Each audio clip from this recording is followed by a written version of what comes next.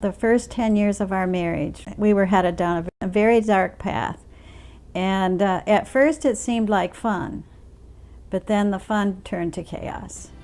So we tried to cover the chaos with attending church, and we became involved in our church family, and eventually Harry served on the church board and I was a Sunday school teacher.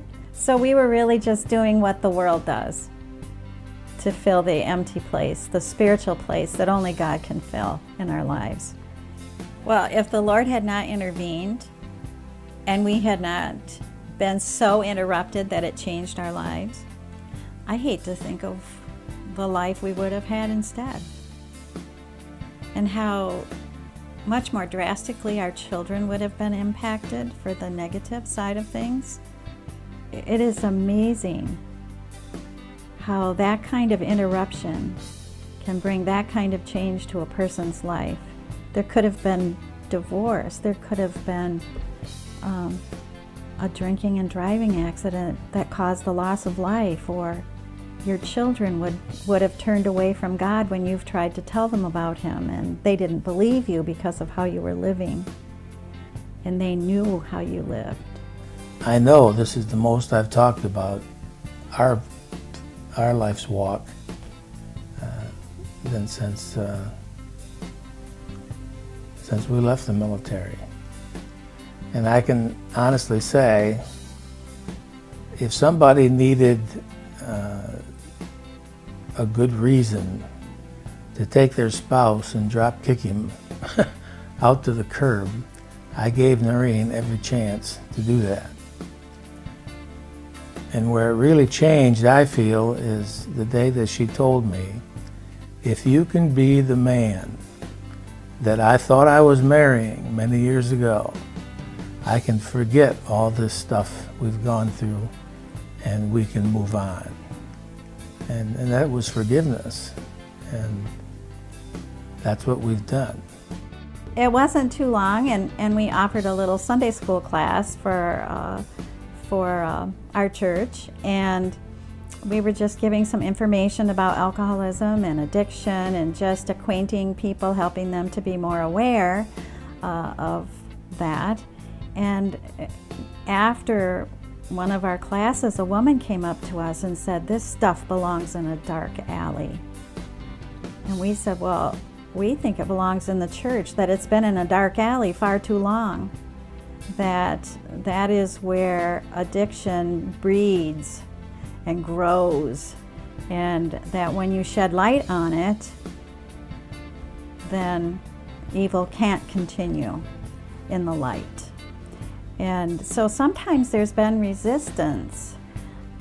I think it's the spiritual battle that we're in, and that we do have an enemy.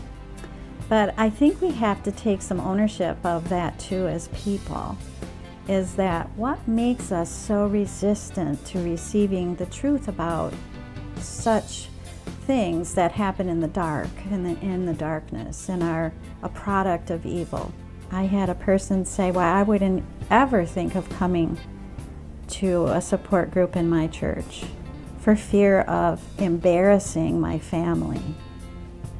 And so I feel sorry on one hand that the church hasn't become a safe place for them, safe enough that they could seek some support and help, which in our groups are totally confidential, that there doesn't need to be that kind of fear.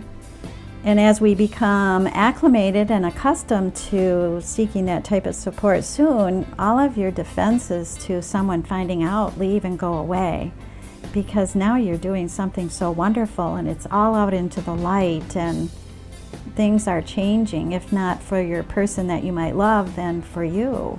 So it becomes less of an embarrassment and more of, look what I'm doing to conquer evil. And addiction is evil. It's really amazing looking back over the course of all of our years together, how the Lord has used different events in our lives to change the direction, the course, the path that we were on. And so before we moved to Holland, Harry lost a wonderful job. Here we have an opportunity to start a ministry for people and their families here in Holland after having done so in Muskegon and having set it aside for a little bit up there. Here we have another opportunity to fulfill God's call in our life. We belonged to a life group while we were at Calvary, and a couple in the life group would hear us and hear our heart about helping those that are struggling with addictions and their families. They invited us over to their house for dinner. They said they had been paying attention and listening to our hearts.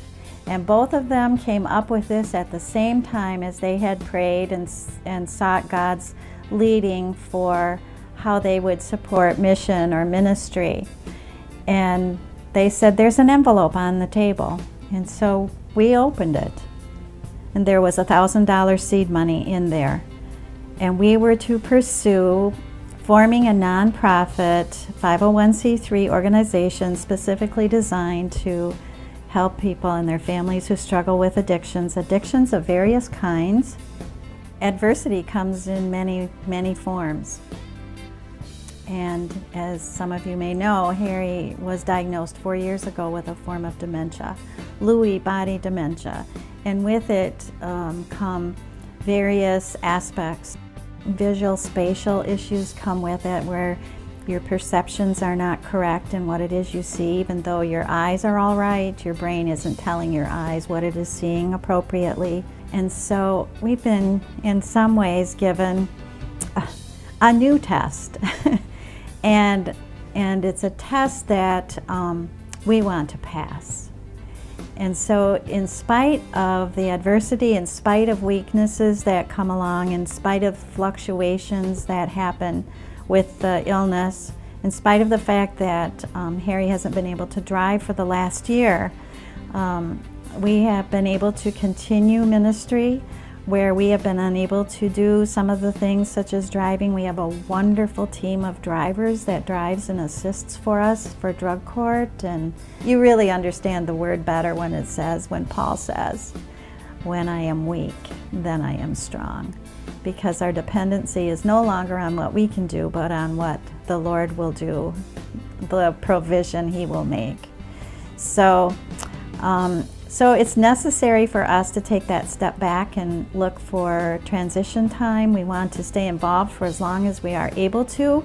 And we are just having a sense in the ministry that the Lord is already preparing someone's heart to take our place. We just want to see what He has in store here, and are eagerly looking forward to a new season in our life.